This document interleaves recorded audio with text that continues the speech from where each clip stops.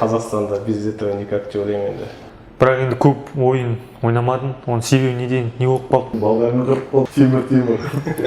Железный человек был. Қайратқа ешкім жетпейді ғой енді, пока что.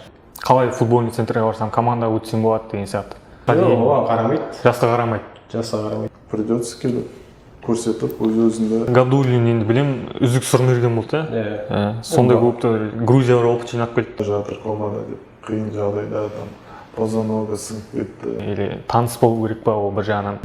Сосын бір кезде директормен сөйлескенде маған айтты, ойнамайсың деп бірінші лигада. Любой адам ақшаға сынатын шығар. Депрессия, не істеймін, қалай, не айтамын. Қазақтар осы неде қалып қояды, ақша десе. Ол тек шын айтсақ футболда емес қой, барлық Қазақстан любой сферада ғой. Жалақы қанша алдыңыздар? Шашлыктар түзелтеміз. Еще футболист емеспін. Наушный так сказать етіп. Ресейлікке ауыстырады ма? Иә, ресейлікке. Пауза жел. Блять, ёб.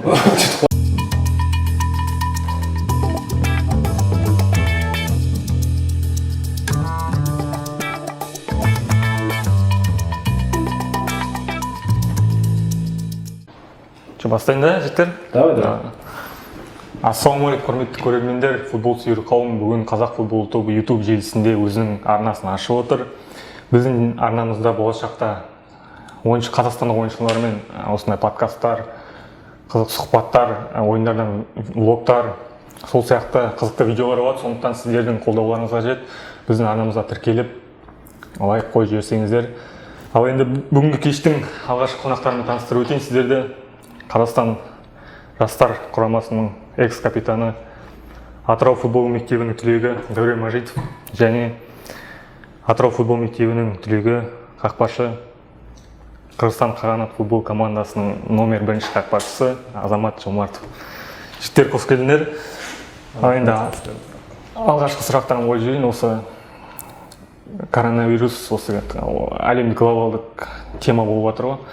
Сол қалай болып жатыр, үйде жатып қалған жоқсыздар ма, форма жоғалтып?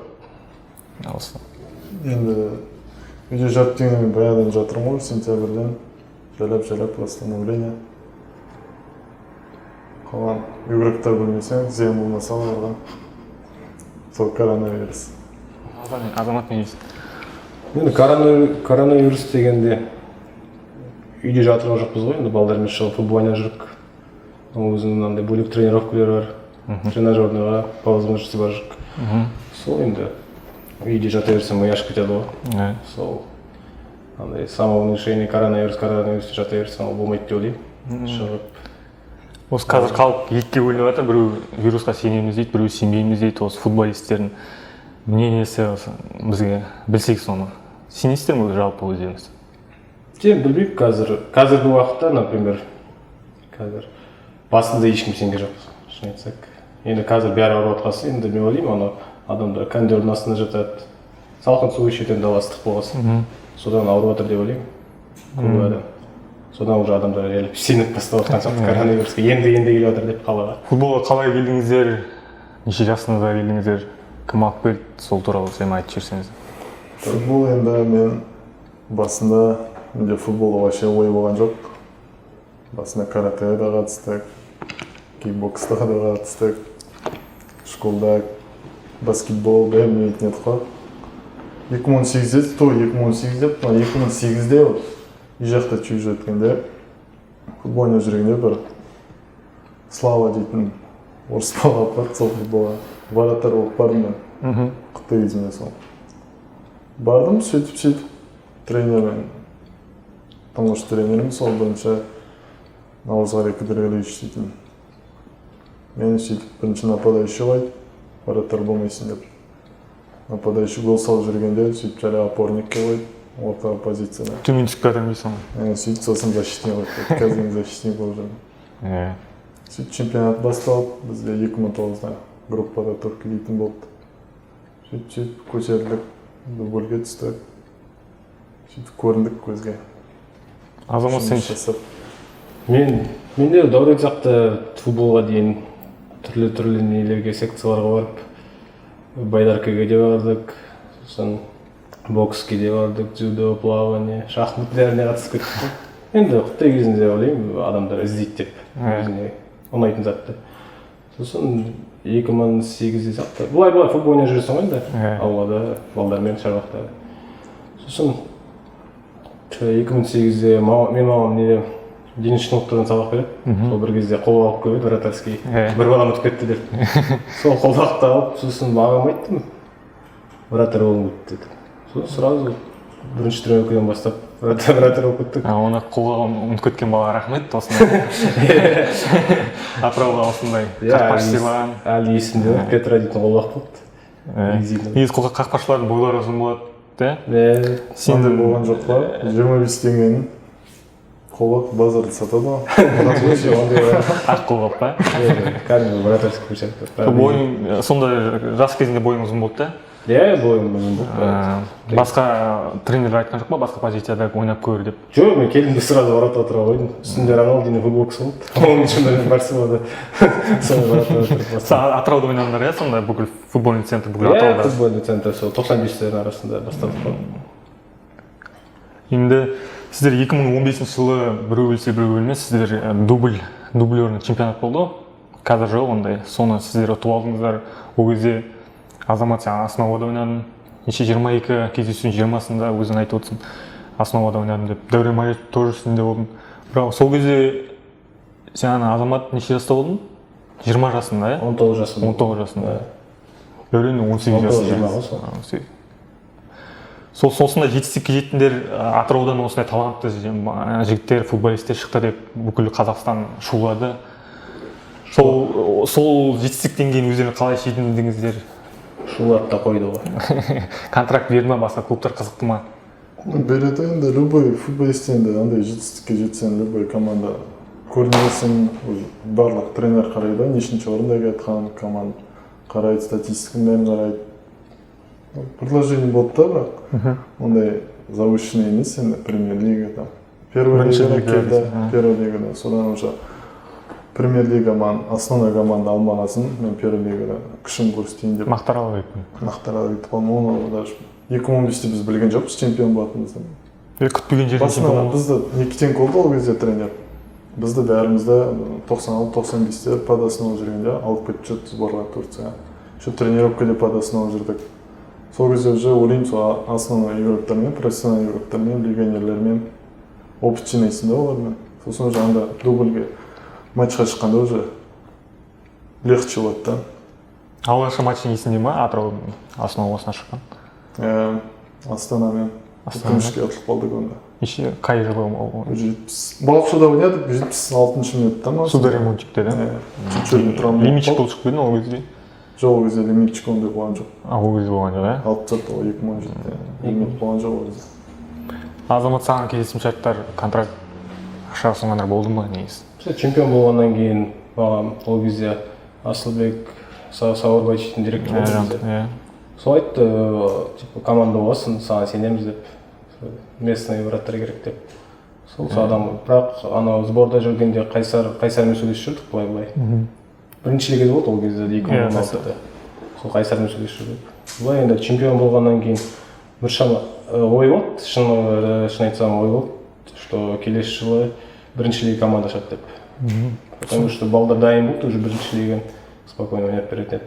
Ашпағасын сол балдар жан-жаққа қаңып кетті айтуға болады. Сол футболшылар туралы айтып кетсек, қазір основада Атырауда ойнап жүрген, КПЛ-да ойнап жүрген екеуің, сосын Қуаныш Қалмұратов 2015-тен санағанда. Иә, 2015-тен Дәурен Қаралиев болды, болған жоқ па? Дәурен болған жоқ, Қайралиев. Макулов болды, Думатов, Сапаров, Алтынбек. Сосын кейбір жігіттер өз карьерасын аяқтап тастады деп естідім.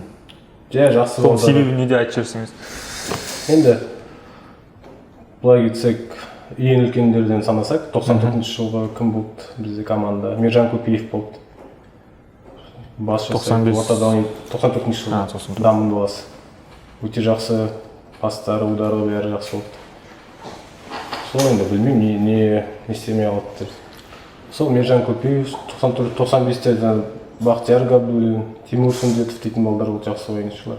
Баха Габдуллин енді 2016-та ол Грузияда Батумиде ойнады. Сосын енді қайтып келгенде үйлеспей қалған сияқты ойлаймын.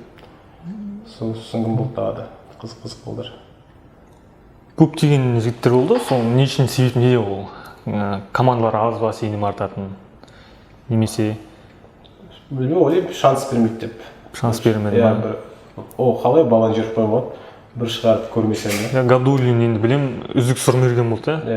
Сондай көпті Грузияға опыт жинап келді.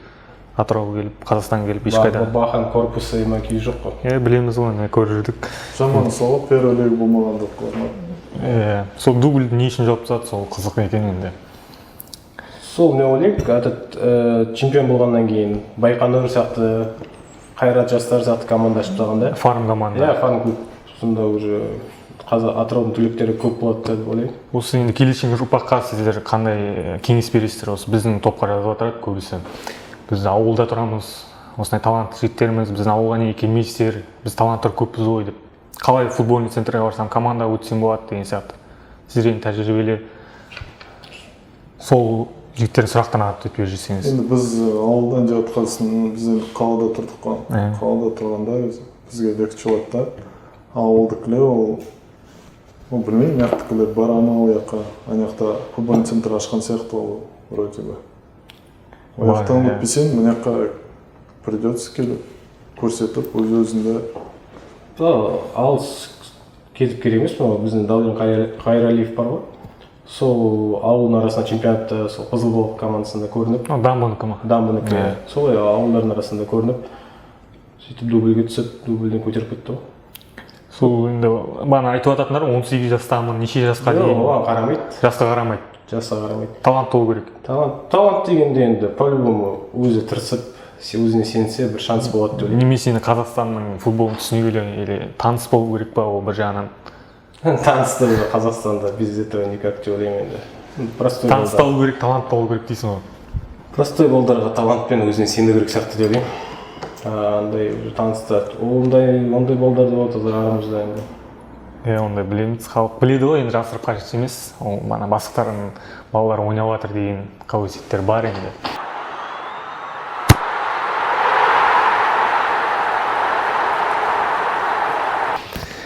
Осы енді бана Қыран Мақтаралға ауыстыңыздар, содан кейін. Сол карьера туралы айтып жіберсеңіз, сол кез уақыт туралы. Ол уақыт енді мен дубльден сол шыққаннан кейін, чемпион болғаннан кейін командалар первый лига 2 команда шақырды. Қандай білсем? Алтай шақырды просмотрға. Сосын сол Мақтарал. Сосын Алтайға дегенде анда просто точно емес те. Екеуі де просмотрға шақырды. Сосын Мақтарал бардым. Мақтарал барғанда уже анда сбор болды. Өзбекстанда болды, бар жұртық товарищеский ойындарға. Сөйтіп уже мынаяқтағы уже опытым да, дубльда. Анаяққа салдым да. Сөйтіп тренер қорқып қалды, айтты сразу. 2 күннен кейін сразу айтты, қал команда деп. Сосын мен мынаяқта сөйлестім. Мынаяқта мен бересіне ме шанс деп, Атырауға. Жоқ, ойнаған келсе қал деп. Сөйтіп қалдым. Ол кезде анда лимит болды уже. Бір игрок 96 и 2 игрок. Бір игрок 94 жасқа дейін, 94 жылға ойнау керек. Сосын екеуі 96. Сол лимитке түсіп жүрдім де, сөйтіп ойнап жүрдім ол. Неше бір 20 ойын ойнап тастадым. Первый 5-ші орын алдық. Қайтадан шақырды уже, Алтай шақырды бастады. Көрді да уже ойындарда. Алтай шақырды бастады. Уже тренермен жіберген жоқ аяқтан мақтанып ешқайда. Может, қаласың деп. Сөйтіп қалдық. Сонда тренер обещать етті, сен соны уәде бердің ма, осындай уақыт беремін саған ойнауға? Жоқ, ондай да айтқан жоқ, уже сразу. Өзіңе байланысты еді? Сбордан уже көрсетпейсің ғой. Сборда уже көрсеттім өзімді. Сонда тренер уже составқа қойып бастады. Азамат, сен көп жыл Атырауда шыны қосалқы құрамда қалып қойдың. Сол себебі неде, неге қазақстандық рас қақпашыға жергілікті сенім артпады деп ойлайсың? Сенім артқанда бізде команда мықты қақпашылар болды деп деймін. И андай көресің ғой, возможно, болды, травма болады. Андай красный карточка, сондай бірдеңе болды. Шанс күту керек дейсің. Бірақ менде қанша Атырауда 4-5 жыл болды. Ондай шанс болған жоқ. Болды андай моменттер, Нарзикулық Жасур болды ғой бізде қақпашы. Басында уақыт болады, бірақ до конца ойнап тастайтын моменттер болды. сол ойладым шығатын моменттер болды, бірақ енді сондай до конца ойнап.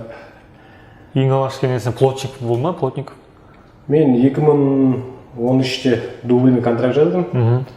2013-те дубльмен контракт жаздым да, сразу основа алып кетті, онда Меодрак Рудулович болды, черногорский специалист. Сол болды, сразу мен основа алып кетті. Целый сезон основамен тренировка істедім, 17 жасымда. Сонда Плотников болды, Шабанов болды, Нурик Калменов местный. Тағы да болған сияқты сол. Бойченко болды. Бойченко. Конкуренция мықты екен. Сол енді Атырау 3 рет финалда отылды кубоктың. Қатарынан, 3 жыл қатарынан. Сол себебі неде деп ойлайсың? Дәурен өзің командада болдың. Атмосфера, тренер жетпеді. Удача ғой енді. Без удачи никуда. Удача да бар. Ойнадық қой, тырыстық. Бірінші жыл шықтық. Білмеймін қалай шыққан. Ойнап сөйтіп шығып кеттік. Дәурен, сен ұлттық құрама, жастар құрамасына капитан болдың. Осы ұлттық құрама кім шақырды, қай тренер ең бірінші шақырды, есіңде ме сол кез? Мен енді бірінші тренер сол шақырған Никитенко шақырды. Ол кезде Коньков Юрий Владимирович болды, помощнигі. Ол кезде біз Атырауда болды олар тренер. 2014-14-дің ортасында келді. 2015-те 3 сезон болды олар тренерлер. Сол кезде Подоснова бана айттым, басында дубльде Подоснова шақыратын еді. Сол кезде уже көрді да бізді, қандай игрок екен. Сосын шақырды бізді, еще мен Мақтаралда ойнағасын, уже опыт жинағасын. Мен сразу шақырған жоқ. Біз Атыраумен сборда болдық Турцияда. Андай, қалай айтады, резервный игроктарда Алматыда Талғарда болды бірінші сбор, январский. Сосын уже февральскийде біз Турцияда болғанда, олар Турцияға келді. Молодежка сол дайындауға уже бірінші матчтар басталады. Іріктеу, короче, Европаға. Сонда шақырды, сонда ойнап, Ростовқа гол салдым. Соны сразу айтты, қазір все дайындалды деп. Ол кезде уже основада болдық қой біз Атыраудың ойындарында. Соны Никитенко шақырды. Соны Люксембургте ойнадық, аттық ол кезде. Сөйтіп жалғаса берді ғой. Жыл бойы ойнап шықтық. Сен басында барғанда основада ойнадың, сразу негізгі құрамға шықтың ба? Люксембургпен ба? Иә. Молодежке сразу основа шықтым. Содан кейін уақыт өте келе сен уже капитан болдың. Ол шешімді кім қабылдады? Ол кезде тренер ауысты ғой. Ол кезде бізде молодежкеде капитан Жалмұқан, вице-капитан Фейден болды. Жалмұқан енді 94-термен ойнағасын, молодежкеде болғасын, ерте бар молодежкеге. Ондай бізде болады футболда шал деген деседі сөздер. Шал болғасын, Жалмұқан болды капитан. Біз андай 5-6-шы вице болдық та, артта жүр. Содан енді тренер ауысты. Байсуфенов Талғат Марванович келді. Молодежный сборныйға.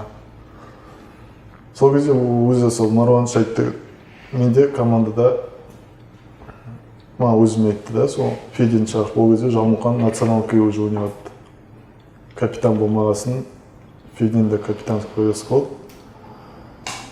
Марванович шақырып алып айтты, түсіндірді, менің командамда нападающий капитан қаламайын короче. Капитан болу керек, вратарь, центральный защитник или опорник болу керек деп. Сосын маған берді соны. Не үшін ол шабуылшы болмау керек капитан, соны білесің ба? Енді мен ойлаймын, что сзади артта подсказ беріп, игроктарды қытай ояндырып, қытай ойнасын деп, айқайлап жіберіп, солай деп ойлаймын. Сен сондай лидер болдың, иә? Сен ақтай алдың ба? Лидер болдық. Сен ақтай алдың ба, Талғат Марванович? Енді сенімді ақтадым деп ойлаймын, потому что ойнағанда да тренировкада де балдарды уже настраивать етесің да, ойынға, ответственный ойындарға балдар уже сөйлесеміз ғой. Сонда шықтық, ол кезде даже қызық жағдай болды. Ойын алдында пресс-конференция дейтін бар ғой. Сонда мен каждый матч сайын шақыратын еді капитандарды. Мен капитан қойып қойды да, мен жүрегім дейтін. депрессия, не істеймін, қалай, не айтамын, андай еще Францияға келгесін вообще бәрін жаздым ғой. Жалмұқанға сұрадым, қалай айту керек, не айту керек, қандай сұрақтар қояды деп. Соны айтты, ештеңе ойымдама, сұрасам сұрақтар қояды, соған ответ жеткізесің деп болды. Содан шықты, капитан болған енді жақсы ғой. Даже геймге шығып жатқанда бір аяғым дірілдеп бастады. Содан уверенность өзіне жинайсың, адам көп болды келіп Францияға қарсы. Кеттік, соң алға банс дедік. Сол Францияға қарсы сен қандай қазір футбол жұлдыздарын ойнағанын білесің бе? Қазір Бенджамин Павар, Люка Эрнандес, әлем чемпиондары. Олар Астанада ойнағанда ол ойында болған жоқ олар. Сырт алаңда. Сырт алаңда болды, Павар болды, сосын Атлетико Мадридта левый защитник. Лукас Эрнандес. Сол болды. Сосын Тузар дейтін Лиондағы. Сол болды. Сосын опорник кім болды? Нчан болды. Селтикте Қазақстанға біршама келіп жүрді ол. Сосын кім болды? Августин болды. Лейпцигтағы. ПСЖ-да Нкук па, кім? Шашы бюро. Қорғаушы ма? Жоқ, полузащитник. Білмеймін. Нкадума қалай біреу бар ғой центральный. Сол кездегі Францияға жас таланттар 1-2 жылдан кейін әлем чемпионы болып кетті. Европалық гранттарға ауысты, Баварияға, біреу Лионда ойнайды, Атлетико Мадридте ойнайды. Біздің сол кезде Қазақстан құрамасынан тек қана Бақтияр Зайнутдинов қана шетелге кетті, Ростовқа. Қалғанымыз осы бірінші лигада, екінші лигада қосалқы құрамда алып қалып оны неге болай? Енді Зайнутдинов енді жақсы ойыншы ғой, енді құтты кезінен бері көрінді. Таразда енді сол көрсетті да өзінде. Гол салып, неше гол салды, 7 гол ма? Ойын уже жақсы ойнайтын игрок қой. Содан Астана көрді, шақырып, Астанада жұмыс жасады, Астанада да прогрессировать етіп, содан сөйтіп лига чемпионатта ойнап. Универсальный болды тоже, левый защитникте ойнай алады, ортада ойнай алады, алға да шыға алады, национальный сбордан шақырып, национальный сборда салды голдар. Тәжірибелі. Сөйтіп көрді ғой балам. Содан сөйтіп Ростовқа шақырды, Ростовқа көрсетті. Қазір ол Қазақстан құрамасы сұрмегендердің бірі ол, қазір өткенде Шотландия голын салған білесіздер.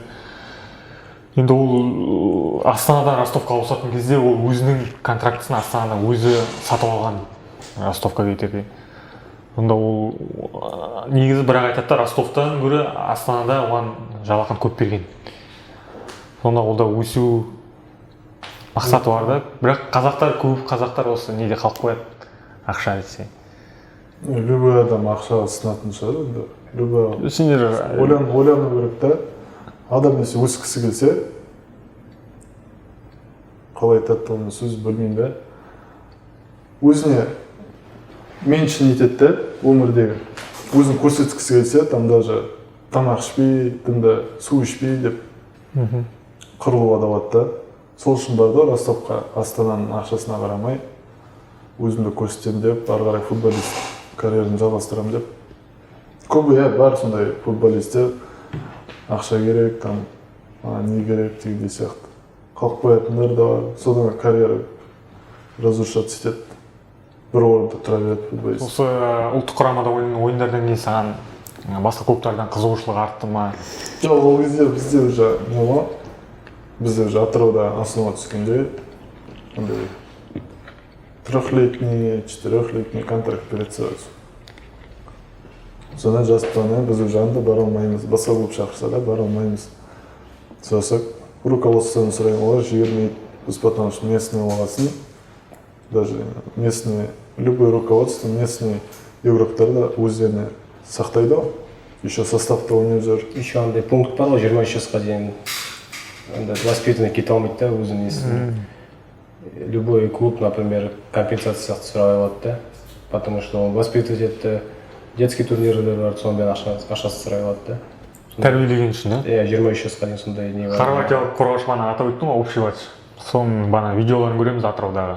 Қазақша сәлематсыз ба, апа деймін, сондай сөздер қазақша айтып жүреді. Кімдер үйретті соны? Біз сол жүрген ғой, біз анда базада жүргенде сөйтіп бос уақыт болғанда үйретеміз да қазақша.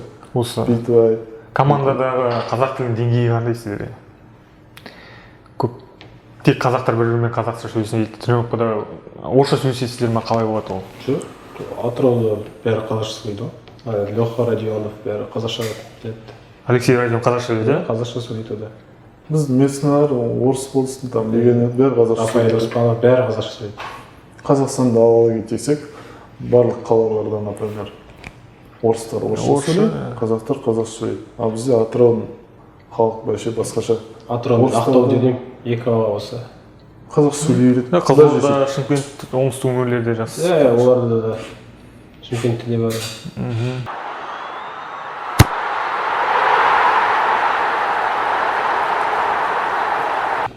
Оңтүстік емеші сен өткен жылы оның алдында Кран командасына ойнадың, Иә. ауыстың. Бірақ енді көп ойын ойнамадың. Оның себебі неден, не болып қалды? Айтсақ, оны 2019-да болды. 2019-да бізде кім болды ғой тренер Атырауда? Кім еді? Виктор Валерьевич Кумыков болды ғой. Сол кезде енді декабрьде сбор болды Атырауда. Декабрьде 2 апта сбор болды. Соған қатыстық, сол айтты, кім ана жыл болды команда, сол барады сборға деп. Осы Азамат сен оңтүстікте Кран командасына ауыстың, 2019-да. 2019-да. Сол кезде енді ауысқанда негізгі қақпашылардың бірі бола ма деп ойладық, бірақ кішкене жағдайлар туындап қалды ма, не болып қалды ол? Сол айтсақ 2019-да біздің Атырауда кім болды ғой? Виктор Валерьевич Кумыков болды, бас бапкер командада. Сосын Атырауда сбор болды 2 апта, декабрьде сбор болды. Сол сборға қатыстық. Сосын бас бапкер келді, өзі айтты, кім ана жылы болды, сол команда болады қалады. Сборға қояды сол. Сосын январьдың басында Атырау сбор бастайды ғой енді. Бірінші сборға, сол маған билет алмай қалды Турцияға. Сөйлескенде бас бапкер директорға жіберді, директор бас бапкерді 2 аптада алып қойдым. Сол кезде Академия оңтүстік хабарласты. Бірақ мен Атырауға сеніп, Атырауды күтем деп сол қалып қойдым да. Сосын марттан, 8 мартта. Осы жылдың, 2019-да. 2019-да. 8 мартта сол Қыранның вариант болып қалды. Сол жаққа барам да, контракт жазам жылға. Сосын сол жақта тренерлердің сөзіне қарағанда маған айтты, сен сбор өткізіп жоқсың бізбен. Сені білмейміз қандай қақпашысың. Солай бір майма июньге дейін жетіп қалады уақыт. Енді күтем шанс. Сосын бір кезде Астанамен ойнаймыз. Астана жастар болды 2019-да. Сонда основной вратарь, онда Исмаил Аскеров болды, Лемичик 99 жылға. Сонда ол травма болып қалады, сосын сол травма болып қалады да, и ойладым, уже балдар айтты, уже дебют құтты болсын, Астанаға шығасың деп. Сосын мені оймай, дубльде бір вратарь болды, Мырзахмет деген. Соның аты сонда болып қояды. Сосын уже түсіндім, мен айтқызбайтын. Сосын бір кезде директормен сөйлескенде маған айтты, ойнамайсың деп бірінші лигада. Сосын екінші лигада Равшаныш болды ғой. Фархатбек Есметов. Сонымен сөйлестім де айттым, мен до конца года сол екінші лигада ойнап тастайын деп. Онда қақпашының тренері де жақсы болды. Сол до конца екінші лигада ойнап тастадым. Маған директормен сөйлескенде маған айтты, ойнамайсың деді бірінші лигада. Не үшін ойнатпады сонда? Сен сборда өтпеген үшін, или Сондайға келтірді ғой. Себеп сондай келтірді, негізі бірақ басқа. Бірақ енді сборда болмасан да адам 2-3 айда уже думаю форманы жинап уже кішкене көріну керек қой. Сол ойлаймын содан деп. Негізі өзің сол команда ойнасаң бірінші номерді өзің ала алатын ба едің? Ойлаймын, алатын енді. Осы енді көп жыл Атырауда Қыранмен болып қалды жағдай. Көп жыл отырып қалдым былай енді. Сол өкініш жоқ па? Осындай карьерам осылай істеп кеткеніне. Бар ғой. 2015-те ойлаймын, сол кету керек болды деп. Не болса да. Қайсарға? Қайсармен де сөйлестім, тағыдан да варианттар болды. 2000 вообще 95-те арасында жүргенде Волгарь Газпром бар, Астраханский.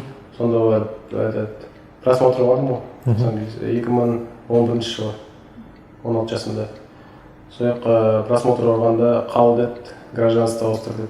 Сол гражданство ауыстыр дегенде ойлап қалдым да. Ресейлікке ауыстырдың ма? Иә, ресейлікке. Потому что онда этот 95-тен арасында қатысу үшін чемпионаттарға российский гражданство керек екен. Содан маған ауыстырды. Онда адам да болған жоқ, пропискаға отыратын, ауыстыратын. Былай ойланып та, сол Атырауға қайтып келдік қой. Сондай ауыстырған тек 95 жылғы турнирге қатысу үшін, иә? Иә, андай. Уәде берген жоқ, саған дальше өзіміз аламыз командаға, сен сөйлеп. Жоқ, маған айтты, командаға аламыз 95-терге, Волгария Газпромға. Бірақ анда тұратын жерде болған жоқ. Сол енді бана контракт деп жатыр, енді алғашқы контракттарыңыз бана алған кезінде соны қанша болды, ақша жалақы қанша алдыңыздар? Дәурен айтсын бірінші. Бір іше сұрын алдыңыздар, ең бір процесс. Мен 2013-те болды енді контракт жаздық. Зарплатамыз 30 мың теңге болды. 30 мың? Иә. Бүкіл жастарға 30 мың болды, иә? Иә, бірінші түсіватқан команда. Сол ақша жетті ма өздеріңізде? Енді 2013-те бірінші зарплата енді. Еще менде анда банковский бір проблема болып қалды, пенсион жасатқан жоқпын ба, 3 айдекін сразу алдым да, 4 айдекін. Сол 20 мың түсіп. Есіңде ме қайда өртқан ақша? Иә, тамақ алғансың ғой. Андай жемеген тамақтар бар. Чипсы лейс дейсің. Чипсы лейс андай йогурт. Сол маған 2 пакет Анварда тамақ алдым, есімде бар, абайда. Сол 2 пакетпен егенім, мама в шоке. Маған тамақ не істейсің деді. Анварлап қояды. Сол ақшаны бәрі почти мама беріп тұрғансың ғой. Мама беріп тұрдым. Тамақты жеп отырмыз.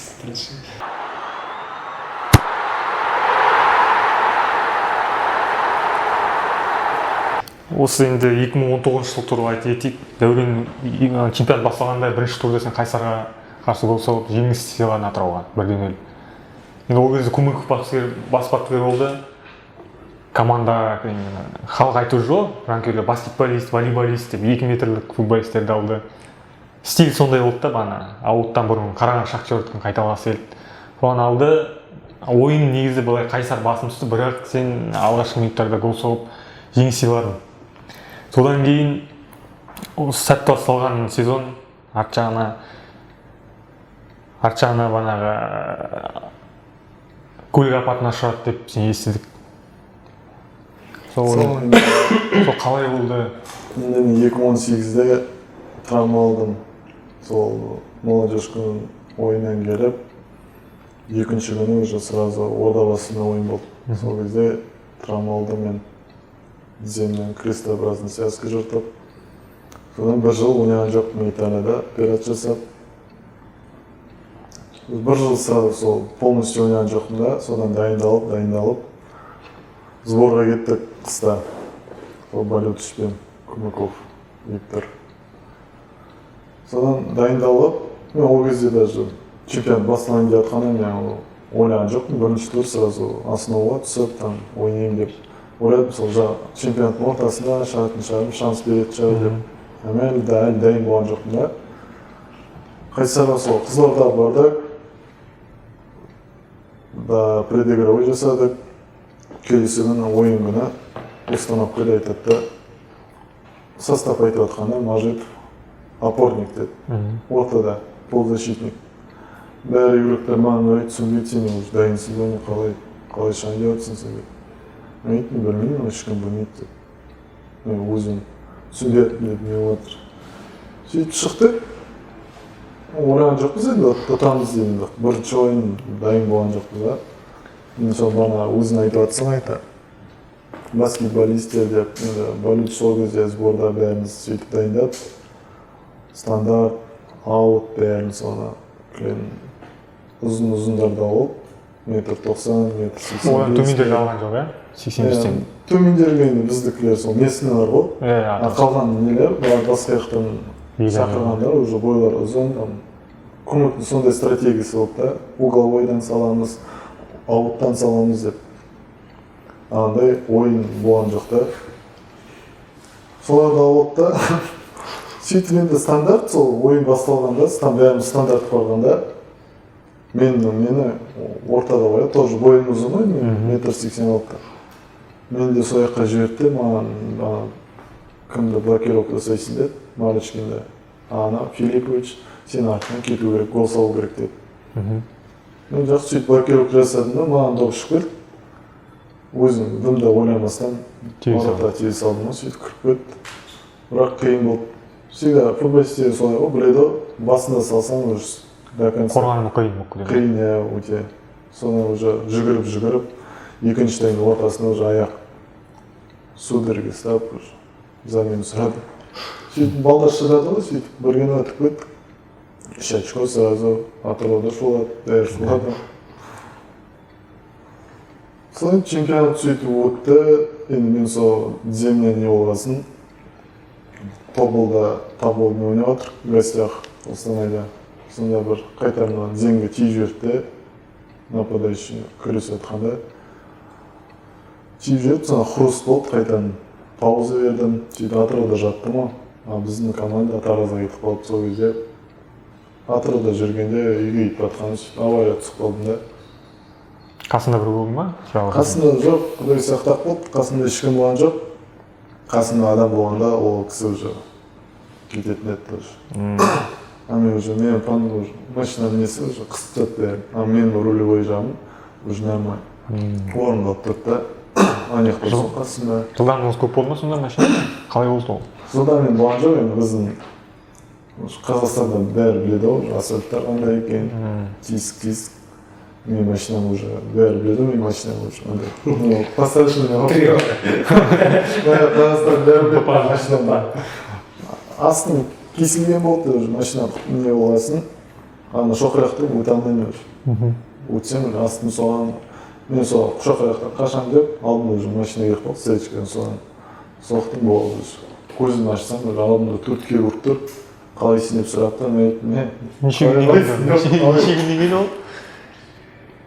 Енді 21 сол таңғы 5-те ғой, 21 сентябрьде.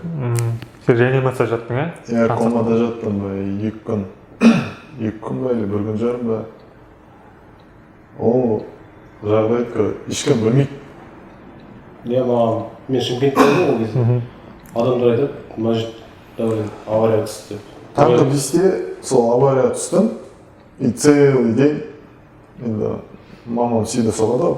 Соққанда мен телефоным гаишниктерде. Сол место происшествия келіп, бәрін машинадан документ бәрін алып, телефонымды алып. Мама соққанда, алар қорққан ғой енді. Бәрі айтқан ғой, сол көрген аварияны, мына адам тірі қалмайды деп. Андай қатты столкновение болды да.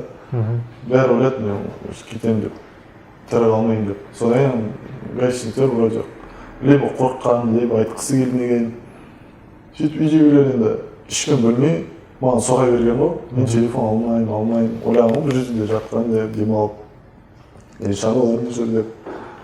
Сөйтіп бізде сол гаишниктің несі группаласы осы біздің футбол Айбар Нұрбеков.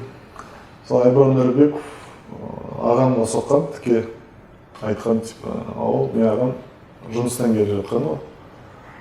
Келе жатқан соққанда айтқан дәурен тексерінде бар деп. Сендер машиналардың сол номерін бәрін айтып, адам айтқан, иә, сондай номер.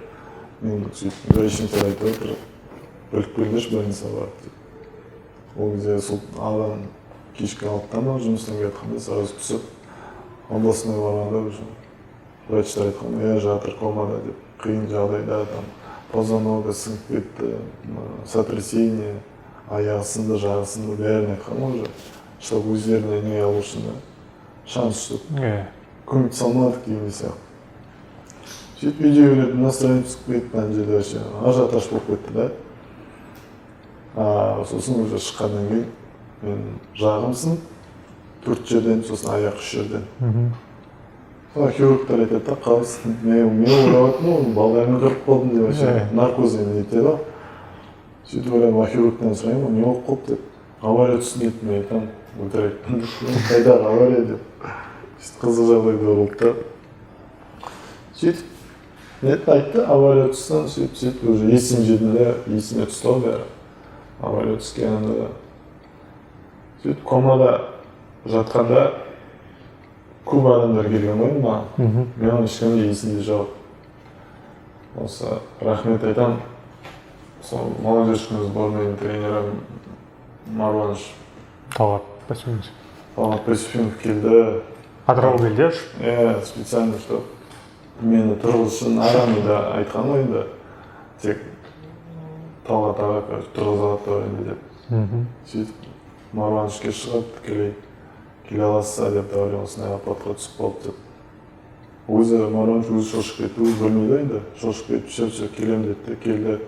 Сол күні сол комадан шыққанда, мен сол тек есімде алып қойған. Байсуфен тұрған алдымда. Байсуфен түсінбей алдымда, оянып кеттім де, очуқ түсті алдым. Түсінбей алдым да, қарадым да. Байсуфенге айтам, Марваныш кешіріңіз енді. Қателеспейді. Ал біз ол кезде матчтар болып, октябрьде матчтар келді, там важный ойындар. Словения ма, Черногория болды. Черногория ма, бір ойын болды. Соны ұтсақ бізде шанс болатын еді. Сол енді Марваныш маған сенгенді шығар. Капитаннан. Сенгенді шығар. Сол айтам да, кешіріп ойнаса. Келісті қайтты. Маған айтады, сен футболды ойлама дейді. Аяққа тұрып кетсің. Тұрып кетті, аяққа тұрып кетті. Не істейсің футболды? Сөйтіп тұрдық. Сөйтіп қараңғыда кеттік. Қараңғы жақып жасады операция. Операция көп, короче. Тимур. Железный человек мужик болды. Ол Тимурлерді алып тастай ма? Мен бұйыртса сентябрьде күтіп отырмын, аяққа Тимурды алады да, содан уже бастаймын жүгіріп. Осы операциялар бәріне қаражат кетті. Онан даже. Атырау футбол командасын сенде келісімшарт болып көмектесті ма саған? Көмектесті, балдарда сразу, балдар естігеннен кейін сразу қозғалып барлық.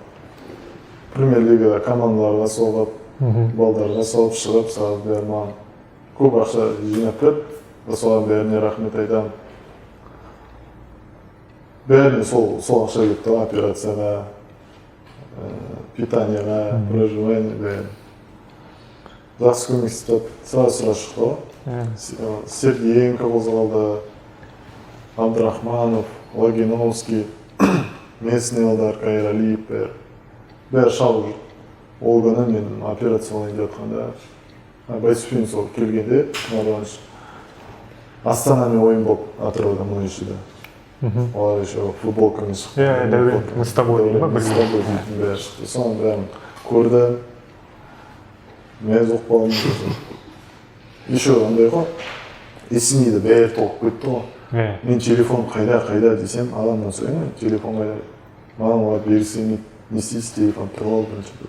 Содан уже бірнеше қарағаннан келгеннен кейін телефон қарасам, маған миллион сообщение келіп отыр ғой. Қалай, позвонок қалай дейді біреулер. Жартыс позвонокқа мен ойлағанмын ғой. Сосын андай шығарып, қан жетіспейтін, қан құйып кеткен ғой. Бәріне рахмет айтамыз, бәрі. Даже областной бастықтары, главврачтар өздері шошып кетті, мынау кім деп. Неше адам келіп отыр, даже қан жиналды. Одан кейін даже қан жиналғаннан керек емес дегеннен 100 ба 200 адам келді. Сол көбі шығады новостяға даже әншілер, может, нағи керек деп алғасына деп. Соған мәз оламын да, уже звездамын да. Сөйтіп қарағанды мәз оласына бәрін. Приятно болады да, содан тез-тез жиналасын өзіне. Уверенность жинайсын. Сөйтіп тұрып кеттік қой. Дәрігерлер айтты, аяққа тұрып кетсең соның өзі жетістік деп. Футболды ойламай деп айтты ма саған? Марваныш тап сол айтты ғой. Футболды ойламай. Осы сөз естігенде қандай сезімде болдың? Ол сөз енді мен ішіне ойлайсың, жоқ, мен футбол босқа ойнаймын деп бар ғой. Енді дейсің ғой енді. Қанша жыл жаттығып қоя жатырмын дейсің, кішкентай кезіңнен. Дейсің ғой. Содан кейін енді ішіне ойлайсың, жоқ, мен босқа қазір тұрамын, ары қарай футбол ойнаймын деп. Атырауда енді менде андай не болды. 10 күн сайын поликлиникаға барып тұру керекпін, көрсетіп аяғымды деген сияқты. Ол кезде Кастельмен жүрдім. Кастельмен жүргенде хирург айтады, сен болды футбол ойнамайсың дейді. Мен айтам, қалай ойнамаймын? Кәдімгі ойнамайсың, сен болды инвалидсің дейді. Мен айтам, қалай инвалидпін? Сол жаман біз Қазақстанда сондай ғой, врачтар, сол жаман врачтар. Наглади салама. Настроение андай ғой, сұрттайды уверенностьті. Сосын мен айтам, жоқ, мен босқа ойнаймын деймін. алайда 10 күн сайын барып тұру керекпін да. Андай не қояды, больничный болды ма, больничный болып, соны создырту керек. Сөйтіп айтады, сен 3 жерден сынды, ертең тағы да сынсаң болды, бір аяғың болмайды дейді. Ертең жақсы, ертең мен ойнап кетейін, бұйыртса ойнайын да, сізге келем алдымызға өтіп шығамын дедім. Жақсы, бірақ білмеймін ол ертең болар. Сол хирург есінде бар ма әлі сол хирург? Бар, иә. Отродка. Отродка, поликлиникке, бірінші поликлиникке. Сол алдына барып тілектесіз футболға қайта оралып. Рахмет. Енді қазір қалай көріп жүрмін, өткенде жаңалықта шығардым, осындай время алаңға қайта оралды деп, және Атырау командасы жаттығып жүрсің қазір. Қалай аяғында темір кедергі емес пе? Басында сентябрь, октябрь, ноябрь, декабрь бәрі 4 ай үйде жаттым ғой енді. Үйде шықпай, далаға да шығармайды үйдегілер. Уже беспокойство етті да, ойымдайды. Дала шығармайды, үйде шабаққа шығасың, үйде жатады, шабаққа шығасың. Матчтарда неден қарап жүрдім онлайн, ютубтан. ПФЛ-ка тиге Жүремін, ойнайынға еді. Отырасың диванда бейді. Ол кезде тұра алмайтын едім, ауыратын еді. Допталамды бейді, чүп тұратын едім. Мама келіп қайт деймін айсың. Қытай пауза іші деп не болды уже. Уже сағынасында, любой футболист травма алғанда сағынаттар. Бір кезде сөйтіп, үйде ешкім болған жоқ. Атырау Ордабасымен ойнап тұр, Атырауда. Сөйтіп өзім шығып кеттім, дос балам шақырып алып, шығып кеттім, матчқа бардым ана үшін. Уже минут где-то 10 минут ойнап тастады олар. Бір күнде тұрды. Ал ол кезде бізде задача қалу үшін ғой. Премьер-лига қалу үшін задача болды. Ұтсақ сол Ордабасына шанс болады бізде. Барсам, мен Атырау атылады, деген соң. Значит, келесі сонымен ойнайын деп қойдым. Сөйтіп ішке кірдім, балдарым бәріне амандастым, оконцов матч қарағанай. Атылып қалды 3-1. Таман екен. Дұрыс емес ойнаған жоқ. Шашылып кетті, сөйтіп 3-1. Красный алғанда емес пе, да? Красный алды. Устинов, Красный алып кеттім. Ол өзі Нұрболат қалмайды тұр ма ортада? Устинов емес пе, Красный алған? Кім емес пе? Красный алып, Устинов алды. Жоқ, кім тұрды, Маркович тұрды бар. Маркович тұр ма ол кезде? Сол кезде уже сағынып, уже дымды жасамай жүрдім. Сосын январдан бастап айтады, всегда помогает близкие дегенде сияқты. Ағам тіпті физиотерапия дейтін бар, Атырауда, Infinity. Сол ағам өзі шапты, сол жақта өзі шаруашылық, так, анда барасың, мында барасың деп уже. Он уже сам хочет, что футбол қайтадан оралу үшін деп. Өзі көрді, что сборныйда ойнадым, жетістіктер даже националдық список шықты, мен даже онда сенген жоқпын да, даже список шарт елу националдық, мен бәрі шулады ол кезде тоже. Мен еще салют аттым Атырауда ойнадым, Атыраудан бір игрок деп. Сөйтіп сол ағам жүрді да, Infinity сол январдан бастадым, тренермен физиотерапия дейді тренер бар. Шүкір қазір сол качать етіп, өзім специальный нелер бар. Программалар бар, упражнениялар бар. Сонымен жасап қазір уже аяғым. Мен басында бүйтіп қисек бүйтіп темір салған кезде мышцаны кесіп жүрген бе, білмеймін. Или задет еткен бе, үстім бәрі майысып кетті бе бүйтіп. Қисеңдеп жүрдім. А тіке қойсам ауыратын еді аяғым. Қазір уже мышцалар качать етіп, сол Қазір жақсы болып кетті ма? Қазір нормально, шүкір. Ол басында емес сияқты қазір. Ана сөздерді естігеннен кейін тағы да футбол ойнасаң аяғынан айырылып қаласың, бір аяқ инвалид болып қаласың деген сөздерден кейін ата-анаң қарсы болған жоқ па футбол жалғастыруға? Жоқ, мен бәрін түсіндірдім ғой енді, футбол енді сондай травма бәрі айтады енді, травма болса. Өзің қорықпайсың иә сондайдан? Травма болды уже, несін қорқасың ол? Дальше главное аман басамын болса. Қазір доппен жаттығулар жасап жүрсің, иә? Жоқ, доп былай не ғой, мен сол қазір Infinity жасап жүрмін, фитнесті тренажеркіде, сосын бассейн, сол бәрі тренерлер айтады, бассейн көп көмектеседі деп, сол мышцаларға, аяққа. Бассейнге бар жүрмін. Сондай қараймын да, балдар сборда, Турцияда тренировка жасап жүр. Қызған, қазір ертең келгенде мен бастайын деп. Осы апрельде келді, жайлап бастап жүгірдім. Ауырғанда андай қатты ауырмайды, бірақ жай ауырады. Сосын біреулер айтады, жүгірме, біреулер жүгір дейді, біреулер жүгірме дейді. Ешкім түсінбеймін сол. Либо жүгірме, либо жүгір, қалайсына. Сол шықтым ғой сол, Марванышке звондаймын всегда. Байсуфиновке. Ол айтады, осылай істеу керек, сен қалай солай болсын, етпе, программаны жаса деп.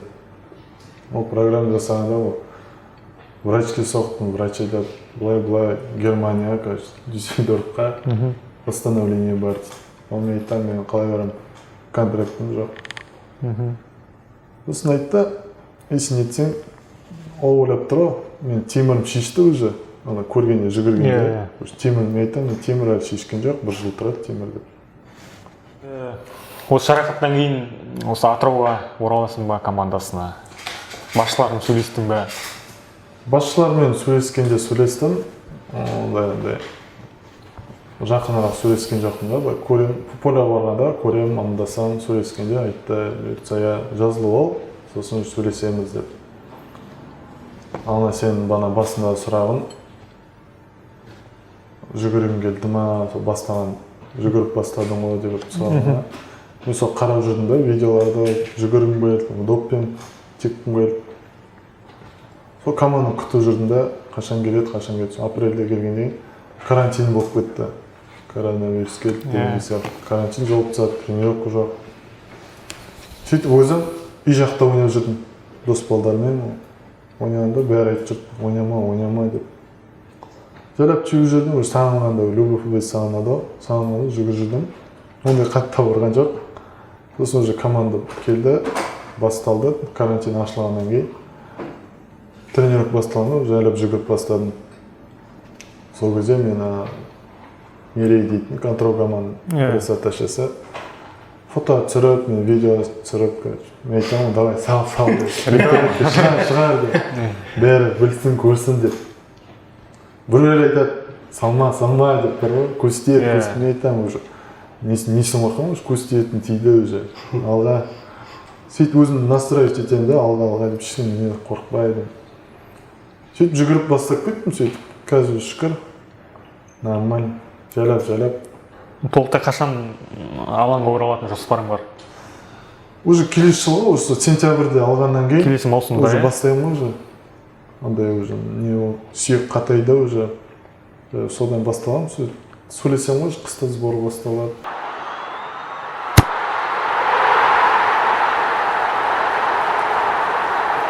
Азамат, сен осы қазір білет, халық білет уже болельщиктер.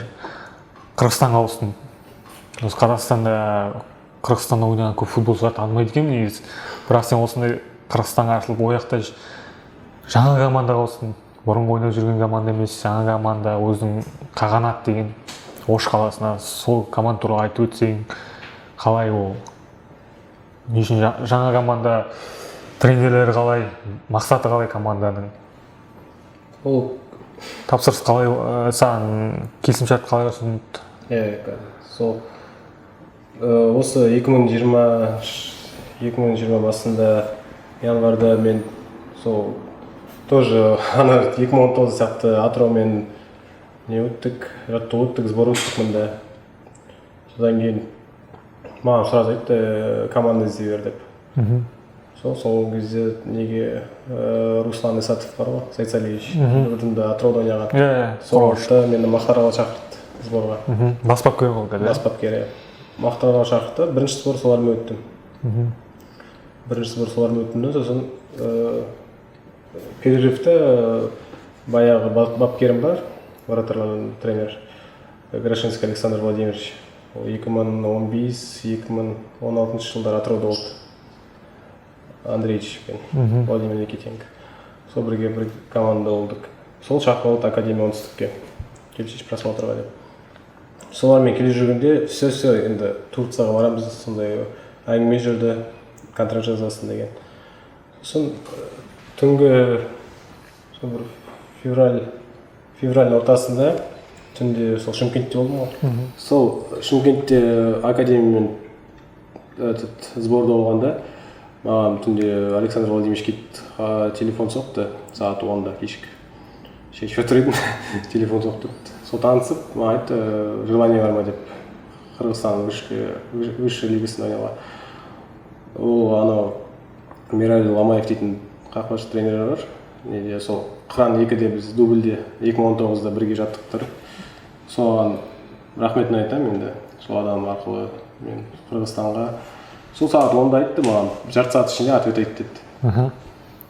Сосын үйдегілермен сөйлесіп, айттым осындай вариант болып отыр Қырғызстанға қаласына шақырып отыр.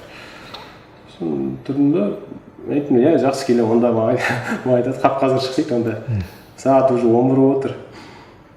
Маған этот жолын айтты, Шымкенттен Ташкентке барасың, Ташкенттен Ошқа, Ошта уже қарсы аламыз деп. Солай сағат түнгі Таксимен кеттің? Түнгі 11-де кеттім таксимен. 2 сағат Ташкенттің границасына бардым, сонда аяқта, короче, 10 сағаттың ішінде Оштан бір шықтым ғой. Онда қар, гололед деймін. дөң артында отырып алып, сол Өзбекстанда аралап, Оштан бір шықтық қой. Сосын сол адамдармен таныстырып, сосын бас бапкермен таныстым, Хаким Фузайлов, мықты бапкер енді Таджикстанның. Бұрында Локомотивте ойнаған, оның ағасы да бар, танымал. Тоже Россияда ойнаған біршама. Сосын сол Ошқа барғанда конкурент өзбек қақпашы болды. Сол екеуміз конкуренция болып, сосын маған айтты, сені қалдырамын деп. Енді бір жағынан ЕС деген легионер емес. Легионер емес. Сол рөл ойнады деп тоже айтамын. Өзбектер кірмейді алаяққа? Өзбектер легионер деп саналады. Сол сосын бір апта Ошта сбор болды. Сосын Бишкекте контракт жаздық. Бишкекте контракт жаздық та, 24 февраль ма неге Турцияға ұшып бардық 2 аптаның ішінде 6 ойнап тастадық. 11 күн ішінде 6 ойнап. Сосын мартта не басталды ғой, чемпионат. Алға қарсы. Бірінші ойын. Бірінші тур. Сонда ойнап. Гол жүрген жоқсың ғой сен? Счет 0-0 болып бітті ойын. Ойыннан кейін маған делегация жақындап айтты, лучший болған дейді. Мен түсінбей қалғансың ғой енді. Бірінші ойында бара салып, лучший игрок болып кетті. Сол лучший игрок алып, соған мәз болып. Сол енді бірінші рет сол кезде мен Қырғызстанның футболын көрдім. Ана ол қалай камера сеткадан түсіріп тұр да? Школьный не сияқты? Анау біздің Қазақстанда сияқты ғой, поле дайын емес. Дайын емес. Ол кімнің полесі, алғаның ба, қағандың ба? Анау біздің базадағы поле ғой. Ош қаласында. Ош қаласында. Сол Ош қаласында мықты базасы бар, 7 полесі бар. Искусственный бірақ енді. Сол академиядан құрылған клуб та бұл? Академия, Мамонова деген бар. Сонда уже Қағанат деген, сол спонсорлар алған ғой, сол базаның бәрін өзіміз не істейміз деп. Сол бана осы не стадиондар, бана поле Қазақстанмен салыстырғанда осы қандай Атыраумен мысалы Қағанат салыстырып көрсек? Енді Атыраумен салыстырғанда базасы енді намного лучше. Басқа қалалармен салыстырсақ бана Шымкенттегі Қыран енді Шымкентте барған клубтардың өзінің. Қазақстанда былай салыстырса енді бірінші орын Қайрат қой. Қайратқа жетпейді. Қайратқа ешкім жетпейді ғой енді пока что. Сосын Қазақстанда Шымкентте биік дейтін поле бар ғой, 7 полесі бар, 10 полесі бар даже. Сонда барып таныстырып бәрімен. Сол бірінші тур ойнадық. Содан кейін уже карантин басталды ғой. Сосын қазіргі нелерде, новостарда шығып жатыр ғой, коронавирус болып қалды. Азамат Жомартов. Ол қасында жататын белорус қой, прикол ұстап. Сол туралы анық айтып жіберші, түсінбей жатыр жанкүйерлер, ауырды ма коронавируспен? Жоқ, ол ойыннан кейін восстановительный тренировка болды ғой. Восстановительный тренировкадан келесі күні тренировкадан басталды, қайтадан келесі ойынға. Сонда мен күннің астынан слабость болып қалды, күнге пісіп кеттім. Сұхбатында айтты да, сені бір база комната кіріп жоқ, бәрі өтірік. Қалған жақындамай тамақты былай апарып берді. Жоқ, ондай дым болған жоқ. Ондай болған жоқ? Жоқ, балдар емес шығып. Әзір ретінде айтып жүрді ма? Жоқ, бәрі нормально болды, тек қана андай. Өзім организмді білем. Сол бір күн ба кішкене андай қызу болды да, қоя салды. Андай белорус кәдімгі не істеп краскілерін жағып айтып жүрді ғой. Сол краскілерін прикол айтып енді айтып жүргеніне айттың ба белорусқа? Ол айттым ғой, мен де білем прикол. Сол екіміз комната 3 бал болып жатамыз, андай бар вариантта, двухместный номерлер бар. сол біз үлкен комната болғасын 3 бала болып жатырмық. Жалпы Қырғызстанда осы карантин кезінде қандай болды жағдай? Қазақстанмен салыстырғанда ол жақта халық қорқа ма или сенбей ма, сене ма? Қазақстанда қарағанда сол бәрі СНГ бәрі бірдей деп ойлаймын. Тек қана Белоруссия ғой карантин істемеген, қолданбаған. Сол Қазақстан Россия қарайды, Қазақстан қарайды, солай бір-біріне Цепочка дейсің. Иә, цепочка. Солай Қазақстанға қарайды. Қазақстан. Жоқ, Қырғызстанға кім қарайды деймін. Қырғызстанға білмеймін бар. Сондай жағдай деп ойлаймын. А так бәрі бірдей ғой. Сол мен 27 мартта үйге жол тарттым. Шымкентке тарттың ба бірінші? Жоқ, бірінші Тараз ғана Қордай дейтін не бар ғой, граница. Содан өтіп келе қойдым. Олар да тек қана бастап отыр, жүр блокпосттар қойып, атомдар киіп. Ол кезде уже Қазақстанда болды блокпост, иә? Болған жоқ па? Онда болды, иә. Мен Тараздан Шымкентке бара тұрғанда, пойыздың по-идее Қызылордада болды сол. Сол таксимен Қызылордаға жетіп 5 минут қалғанда үлгеріп тұрмын пойызға. Жалпы қағанат командасында осы жаңа команда осы жаңа құрам жинады, сонда бұрын таныс игроктар болды ма, сонда бұрын кездескен алаңда? Жоқ, ешкім танымайсың. жоқ. Ал жалпы ойыншылар деңгейлері қалай, ол жаңа команда үшін чемпиондыққа үміткерлер ме, қалай болады? Қандай мақсат қойдыңдар? Бізге маған телефон соққанда сразу айтты, мақсаттар ең жоғарғы чемпионство, соған тырысамыз деп. Сосын балдарда жинаған өте тәжірибелі, деңгейлері сай командаға.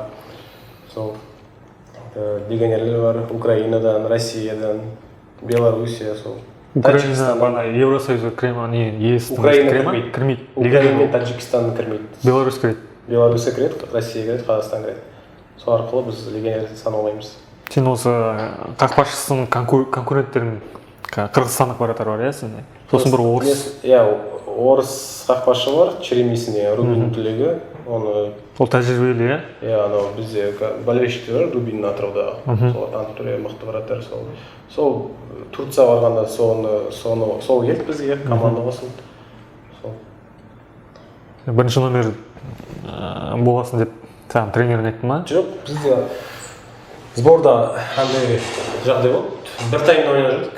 Бірінші тайм ол ойнайды, екінші тайм мен ойнаймыз, келесі ойын мен бастаймын, ол екінші тайм. Өзің жақсы көрсеттің, иә, сонда? Иә, сосын соңғы 2 ойын қалғанда ол травма болып қалды. Соңғы 2 ойында мен ойнатсам, сосын сол бірінші тур басталады айтты ғой, маған бастайсың. Бастадық. Осы қырғызстандық жанкүйерлер топтарда отырамыз, қырғыз футбол дейтін, сонда сені мақтап жатыр. Осы сенімді қақпашы екен, сен қазақ өзіміздің бауыр деп мақтап жатыр. Қырғыз бір туғанда жүреміз ғанда. Сонда команда қырғыздар қарым-қатынас қалай саған бауыр деп? Жоқ, ондай жоқ.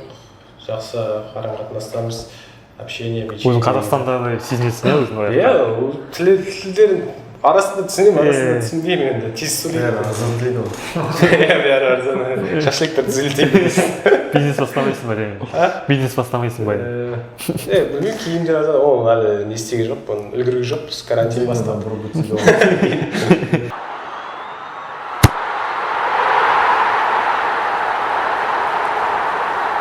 Бизнес емес, өздеріңіз футболдан басқа немен айналысасыздар, осы табыс көздері бар ма? Табыс дегенде баяғыда балдармен не ашып тастадық, цветочный магазин ашып тастадық. Атырауда ма? Атырауда? Иә, Атырауда, сол жақта балдармен. Аты қалай оның? Флора Атырау ғой, Нижний Прага. Реклама кетті. Қанша тұрады сразу. Сол былай балдармен айналысып, сол цветочный ашып. Сол балдармен әлі айналысасың ба, или жалғыз өзің қалды ма сол бизнес? Сол балдармен айналысып тұрып қалды. Дәурен сенші? Менде ешқандай бизнес болған жоқ. Тек футболдық табыс.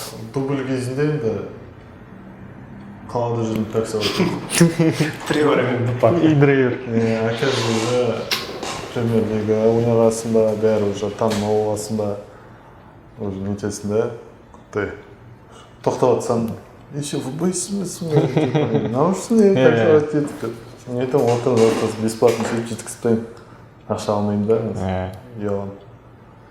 Дым жоқ, бизнес ондай әлі ойда емес. Бірақ айтады ғой енді, құттай кезіндер, главное, футбол фундамент құрып тастап, сосын аға бір уақыт келгесін бизнес істеген етесін деп.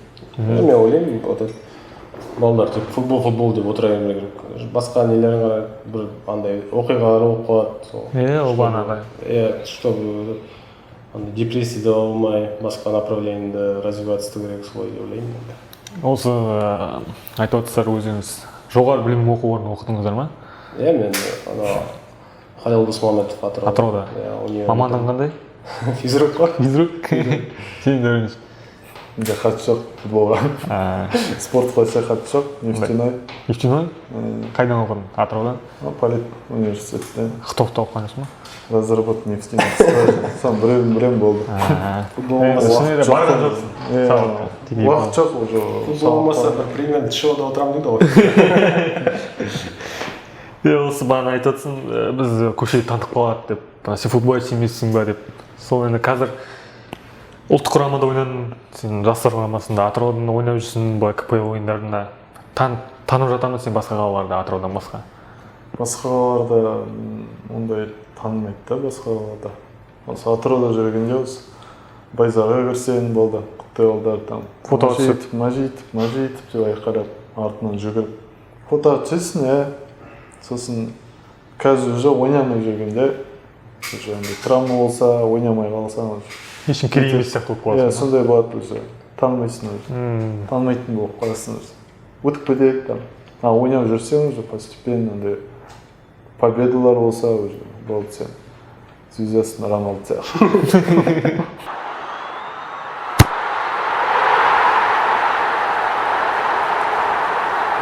Осы УЕФАдан жаңалық келіп, Еврокубоктық іріктеу кезеңдер бір ғана матчтан тұрады. Енді осы жылы 4 командамыз қатысады. Чемпиондар лигасына Астана, Еуропа лигасына Қайрат, Ордабасы, Қайсар енді дебют дейді. Енді басы шығайын деп жатыр, енді бұрын көп ойнамаған. Осы енді бір матч қалай ойлайсыңдар? Ал Астана 5 жыл қатарынан шығып жатыр да Еврокубокқа. Осы бір матчтың кесірінен шыға қалмай ма? Сол тоже ой бар, потому что Астана екінші ойындарда ұтып жүр ғой, камбэк болды. Сол бір ойында қиын болды. Енді өздері де біледі, енді бір ойын ғой. Сол бар күшін салып, бір ойынға настроиться деп. Тем более жеребьевка ол қай қалаға түсетінін білесіз де, қонаққа түсе ма? Бірақ алдында Роналдо шыққанда Астананың андай соперниктері оңай деп ойлаймын. 8 бас, 9. Плей-офф кезеңінде оңай ғой. Сіз плей-офф кезеңінде мана Селтик, баяғы Бате, сол сияқты командалар бар. Бірақ одан ұтылса енді Лига Европаның группасына түседі ғой. Ал енді Лига Европада осы Қайрат туралы не айтасың? Қайрат, Ордабасы, Қайсар. Енді Қайрат жыл сайын солай енді жақсы бастайды да, енді бірдеме жетіспей қалады. Енді осы жыл енді Вагнерлав тауып жатыр. Осы. Вагнерлав енді бірдеме бітіреді деп ойлаймын. Все-таки опытный легионер, қаншама чемпионат ЦСКА-да болғандар болды. Легенда ЦСКА десінде дұрыс айтасың. Бразилия құрамасында 2 рет Копа Американы жеңген Рональдиньо түрлі Роналдолармен бірге ойнаған. Сол ойлаймын, Вагнерлав келіп тоже ондай бірдеме Аршавина кезінде опыт беріп, сол Габдуллинге жетпейді. Енді қазір қоғам екі бөлініп жатыр болельщиктер. Біреу айтады 36-та шал, зарплатасы көп, керек емес дейді. Біреу айтады, керек бізге маркетинг үшін керек. Оны Бразилияда таниды, Европада таниды, Турцияда ойнап келді, Францияда ойнап келді, Ресей, ТМД-да бүкіл таниды да. Ол Европа лигасын ұтқан сондай атақты футболшы ғой. Соны қайсысы дұрыс деп өзің қайсысы не деп ойлайсың? Шақырған дұрыс па, дұрыс емес па? Енді Қайрат Боранбаев өзі жақсы біледі, дұрыс па, дұрыс емес па. Бірақ енді бір жағынан маркетингі ход бар, енді жаңа болельщиктер келеді енді командаға. Опыт та бар. Енді қаншама молодой қасында игроктар болса да соғында айтады ғой қалай. Үйде тәжірибе алып тұрсың, Абат Айымбетовтар.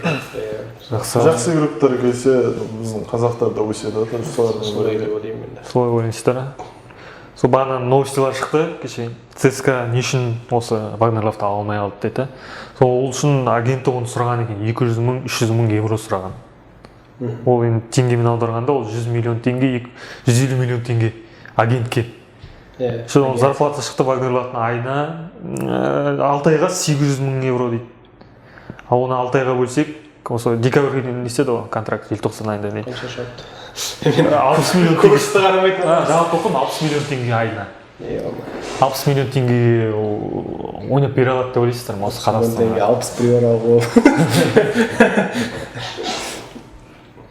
Енді ойнап береді деп ойлаймын мен. Еуропа лигасына басты мақсат Қайрат чемпион болып, Еуропа лигасы топтық кезеңіне шығару.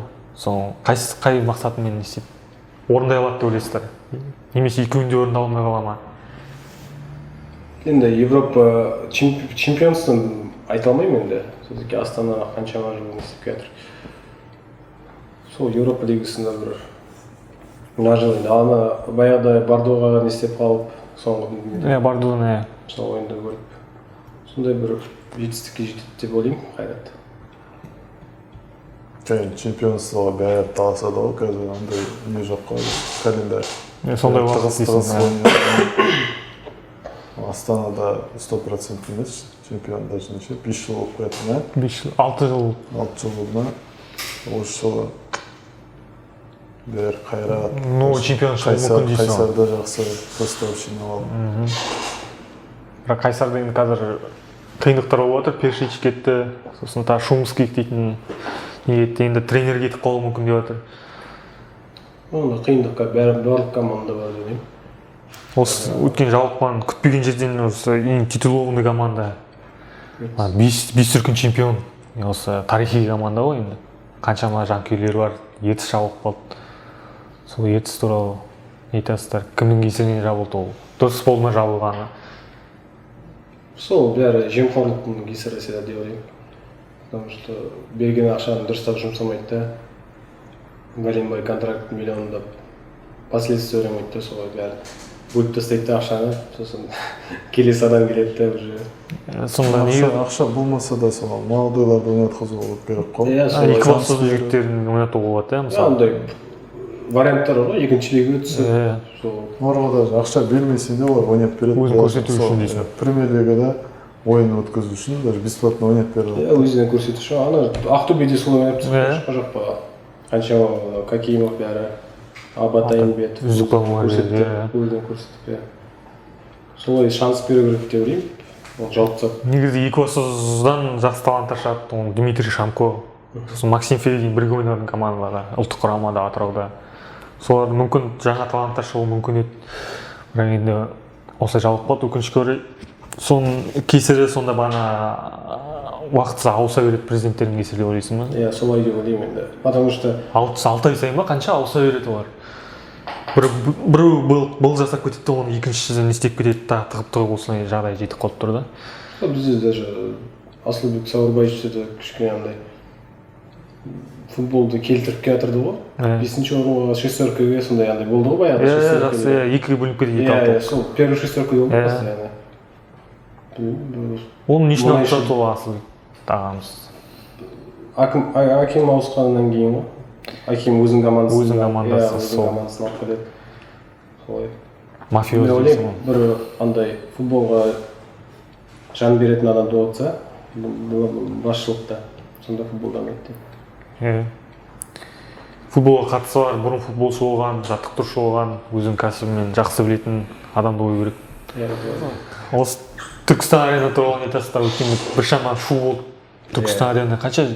31 миллион доллар. Ондай ақшаға біздің топтан шықты. Осындай Түркияда, Еуропада қаншама 20 мың, 30 мыңдық адам стадион салынып жатыр, еуропалық стильде. Ол тек футболға арналған стадиондар күшті. Біздің Түркістан арена 7 мыңдық. Өзің көрген боласың видеосын? Кішкентай. Еще ол да тек футбол емес, беговая дорожка, бүкіл легкая атлетика. Бәрі. Соған ойлаймын. Неге 31 миллионнан ондай жақсы стадион салмасты, ол не үшін, кімнің кесірі? Ол тек шын айтсақ футболда емес қой, барлық Қазақстан любой сферада ғой. Ақша жұмсайды да и на самом деле андай заттар істейді.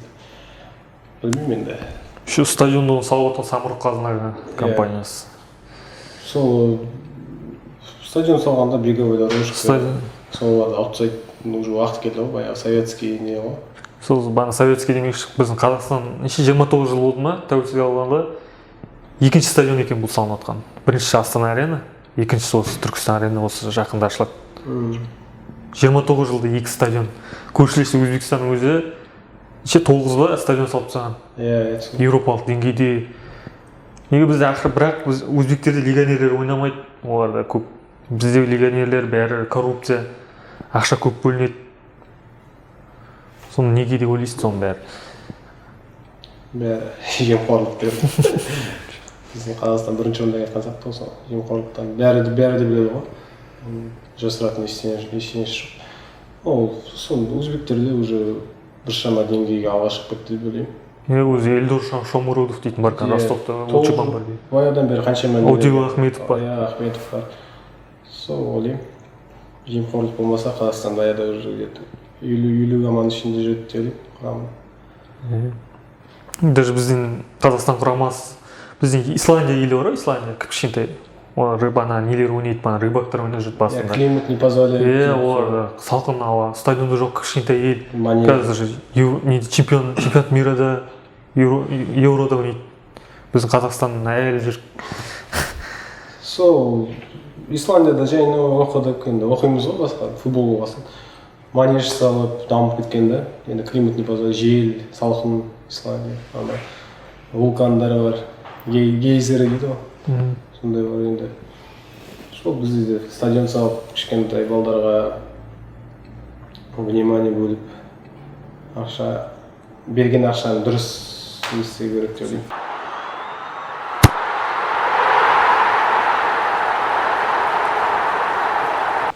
Жалпы қорғаушысың ғой сен, осы ең қиын шабуылшы бар ма саған, ыңғайсыз бір, осыны ұстау қиын дейтін?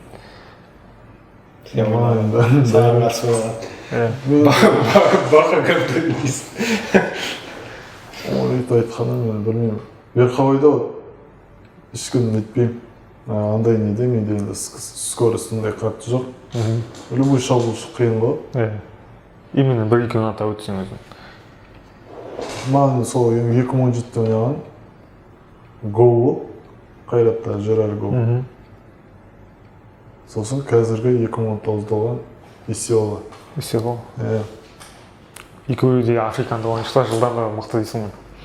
Осы ойынды даже Астанада, ана жылда Астанада ойнаған кезде Қайрат бізге ойында ұттық ол ойында 2-1. Бір эпизодым бар, мен уже өзім скоростын расчет етіп 3 метр өзіме не алдым. Қалай да? Фора ма? Фора алдым. 3 метрде өзіме фора алдым да. Ана сонда да доптор лақтып қашып кетті ғой. Өзімі ұнатпаймын да андай. Қатты жүгетін. Нападающыларды ұнатпаймын. Либо сол жерде басымды сындыртпаймын. Либо бірдеме істеп кетемін сондай, менің қасымда жүрмеу үшін. Потому что менің қасымда жүре берсе, тренер олар айтады да, просто перед игрой просмотр қарайды, защитник слабый, мынаның астында жүре бер, қашып кетуге болады деген сияқты. Бірдеме істемей оған. Сосын алады да шашады да басқа защитникке барады. Футболда көп қой хитрости. Сол хитрости демекші бана сендерде андай не бола ма? Мысалы бір шабуылшы, опасный шабуылшы бар ғой, соны сындыртса, жарақат беріпса, ойнатпа, қатты ойна осыған қараса деп. Сол бағанадай ойын алдында каждый команда анализ жасаймыз да. Анализде айтады, тренерлер айтады, мынау опека керек, мынаны қарау керек, мынаны оң аяғы жақсы, мынаны сол аяғы жақсы деп. Сол уже, бірақ оны жаттайсың да, айтады, сон ойын алдында басқа установка бергеннен кейін уже ойын не деп ұту керек, бірақ игрокке уже мен бермейсің. Қалай ойын барады, ойын уже басталады, сөйтіп. Победа нетесіне уже настроить етесің. Ұмытып қаласың уже қай жері жақсы, қай жері жаман. Уже былай матчтарды қарайсың, басқа матчтарда, басқа Астана, например, Қайрат ойнағанда қарайсың на игроктар, уже білесің ғой. Қаяққа қозғалатынын білесің. Сол кезде ондай айтпайды да, сындыртса деп. Просто айтады, келесі ойын уже сені составқа қоймайды. Сол ойында если жаман ойнап тұрсаң, сол үшін жақсы ойнауға тырысасың да, бермейсің, өткізбейсің. Енді бана Гүлжігіт Аликулды танитын барсың. Қырғыздық Месси дейді. Сол ойын көріп бердің былай? Мессиға тұра ма? Енді көрдім дегенде не ғой? Трансляцияларға дейсің, алдында Оқжетпеске қарсы ойнаған. Техничный, башама. Жақсы. Жақсы бала. Аяғы тез. Пенальти ма, штрафной. Жақсы ойнайды. Ал енді қазақстандық Месси деп аталып кетті ғой, Еркебұлан Сейдахмет. Көп көрінбей кетті. Сол Еркошқа не болды оған? Зенит шақырды, итальяндық клубтар шақырды деген хабарлар болып. Уфаға ауысты, Уфада ойнай алмады. Бір матч па ойнап келді. Не ол звезда болып кетті? Қалай болып кетті? Звезда емес сол, это слишком рано его подняли ғой. Көп мақтап жіберді. Интернетте шықты, мақтап жіберді сол. Оны сол Таразда ойнап жүрген, жақсы ойнап жүрді, сол Таразда ойнай беру керек еді. 1-2 жыл. Өзінің ол 18-де, 17-де болды ол. Бізге молодежкіде ойнап жүрді. То есть Черногория замена шықты да, бірге ұтылып отыр. 92-ші минутта пенальти заработать етті. 1-1 оқып қалды. Ол матчта вообще ворота пустой ворота салынбады балдар. Федин 1-1 шығып салынбады. Осы Қазақстан премьер-лигасын ұнататынымыз кумирі дей ма, қалай айтуға болады? Сонда футболисттеріміз үлгі тұтатын өзінің вратар, қорғаушы там. Қазір ойнап жатқандар ма? Қазір емес, бұрынғы болса да болады. Бұрынғы енді Нұрайчич.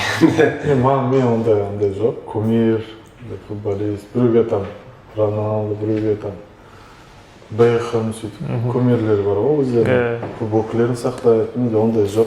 Просто ойындары ұнайтын, Смаковтың енді несі ұнайды, длинный передачаларын. Сосын бізде сол 2011-де ма, білмеймін қай жылы Леон дейтін аргентинский защитник болды. Атырауда. Атырауда ойнап, сонысы да длинный пастары. Мен енді өзім ойым сондай ғой, мен длинный пас деп. Диагональ, сондай пастар, проникающий пастар, соған өзім жақсы өремді, сондай диагональ беріп. Қалан білмеймін, қандай ойыншылар. Сол Смаковтың диагоналі ұнайды. Азамат Саныш. Енді бұрын ойнағандар, енді Тлешев солар ғой, енді легендалар. Жұмасқалиев, Смаковтар, Лория, қақпашы, соларды айтамыз ғой енді. Қазір ойнап отқандар енді жақсы ойнап отқан Исламхан, Зайнуддин, соларды айтамыз ғой енді мақтап.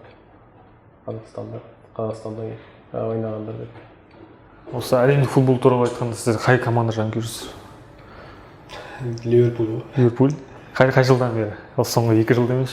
Жоқ, 2007-ден бері. 2007? Торрестің кезінен дейсің. Торрес, Джерард, Кюит. Ондай. Европа қарамайсың ба? Сол футболда қарамайын. Қандай? Ойнайсың ғой. Тек андай қызық матчтар болса, там, либо финал, полуфинал, жақсы как Ливерпуль, там, например, Барселона келсе, сондай қараймын да. Былай назардан қарау жоқ та? Андай пристально каждый ойын, там, тур, қандай статистика, қандай гол шығады, ондай қараймын да. Даже көме жақсы көретін команда жоқ. Мен тек бумажный домда Бумажный дом.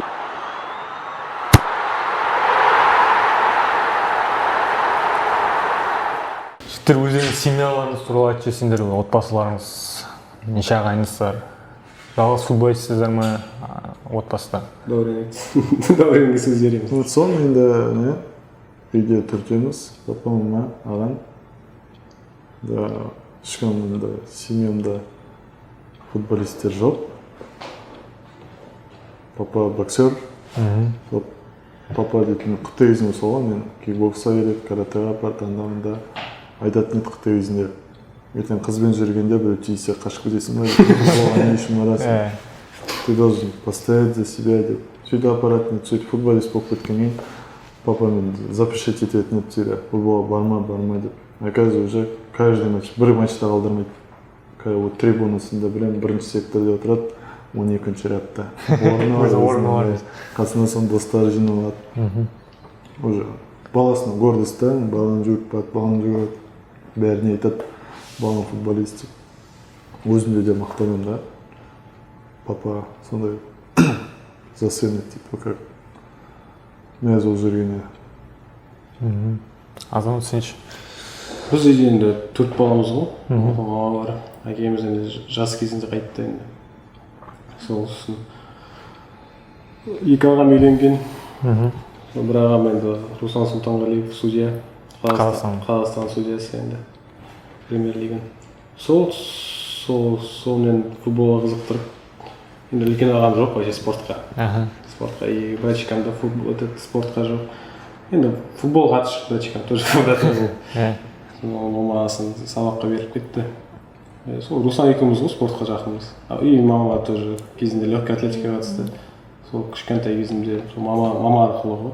Анда аппарат, мында аппарат, сол кішкентай кезінде бәріне қатысып. Сол ағаң судья деп жатсыз да, профессиональный Қазақстанда. Сол сен ойнаған ойында судья еткен ойындар бар ма? Төрешілік еткен?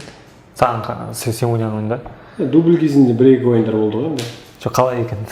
Бір рет пенальти қойды. Саған қойды ма? Пенальти қойды бізге. Сосын? Жол берді. Дұрыс қой. Сосын ойын біткесін ағаңа неден үйге бар келесің? Ойыннан кейін. Ұмытып кеттің ба? Прикольно ма? Көмектесу дейді ондай болған жоқ. Прикольно пенальти штрафой бәрін қойып жүргесін алдыңыз. Жігіттер біздің осыны қорытындылай келе біздің осындай алғашқы кешімізде осындай қонақ болып келіп, осындай керемет әңгіме дүкен құрып, осы ашық әңгіме айтып, барын ештеңе жасамай әңгіме айтқандарыңызға рахмет. Сендерге келіп осындай сіздерге тек осы футболдық алаңда жетістіктер тілеймін. Азамат өзің Қазақстанға келіп Атыраудың номер 1 қақпашысы бол. Дәурен, сен ең бастысы сен алаңға орал. Жарақаттан кейін, осыны ауыр жарақаттан кейін сәттілік тілеймін сендерге жігіттер. Рахмет келгендеріңе. Өздерің шақырғанда рахмет. Сөздеріңізді айтып жүріңдер. Айтып жүрсің. Енді пользуясь случаем. Енді осы екі ана жылы бәрімізге де қиын жыл болып, осындай күтпеген жағдайда енді жақсы болатқан кезде еще одна жаңа нәрсе болады дейді. Оны преодолевать нужно деген сияқты. Авариядан кейін бәріне рахмет айтқым келеді. Сол өзіме уверен жинап, бәрі звондап, біліп, қалай жағдайын, көмек көрсетіп, бәрі атыраулықтар, футболисттер, жақын достар, жақындарым. Главное, әкешім, анашым, ағам қасында түнімен ұйықтамай, күнімен ойымдап, кетіп қалмай ма деп. Бәріне сол қозғалғанына, жүгіргеніне, сол атқандарына рахмет айтам. Главное, осы ойлаймын да, сол тұрғызып жіберген адам Талғат Маруанович Байсуфиновты келді, өзім түсінбей алдым сол команда тұрғанда. Соған үлкен рахмет айтам. Бәріңізге денсаулық тілеймін. Осы коронавирус осыдан өтейік, бұйыртса бәрі жақсы болсын деймін. Бәрін денсаулық, аманшылық, отбасыларыңызға. Рахмет. Сіздерге соны тілеймін. Амин. Азамат енді. Осылай енді қонақ болып шақырғанға рахмет айтамыз. Енді осы Дәурен екеумізде жақсы әңгіме болды. Енді аманшылықта кездесерік, жақсылықта деген сияқты. Жамандық болмасын деп енді соны тілейміз ғой енді. Осындай жағдайда бәріміз денсаулық мықты болсын, салқын су ішпеңдер деп. Сол, денсаулық мықты болсын, қазір главное денсаулық қой. Уже адамдар қорқып қалып, уже самолечением заниматься деп, больницаға қорқады, соны ойлаймын енді. Сол, главное самовнушение самое опасное оружие деген сияқты. Өзіне айта бересің ғой, ананы барады, солай адам бата берсе, солай кете береді деп ойлаймын енді. Сол ауырмаңдар. Рахмет. Ал осы бүгінгі түсірілімді түсіруге бізге көмектескен Қалам Продакшн жігіттеріне көп алғысымызды білдіргіміз келеді. Сілтеме енді описание қалдырып кетеміз. Рахмет жігіттер.